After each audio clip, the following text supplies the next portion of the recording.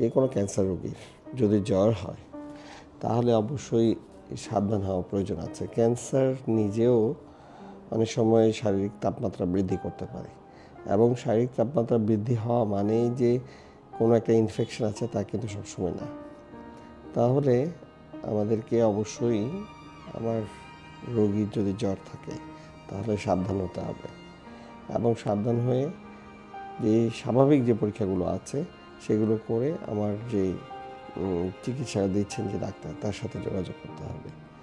এবং এই যোগাযোগের পরে উনি যদি মনে করেন যে কোনো একটা জটিলতা তৈরি হয়েছে, কোনো ইনফেকশন হয়েছে, তাহলে সেই অনুযায়ী উনি হয়তো কিছু পরীক্ষা নিরীক্ষা দিবেন।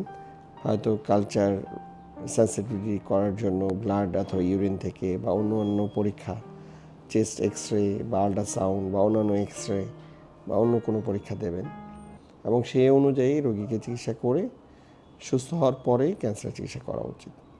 কারণ হচ্ছে যদি কোনো ইনফেকশন বা জীবাণু সংক্রমণ রয়ে যায়, তারপরে যদি কেমোথেরাপি দেওয়া হয় তাহলে ভবিষ্যতে এ থেকে সেপ্টিসেমিয়া এমনকি মৃত্যুর কারণ হতে পারে।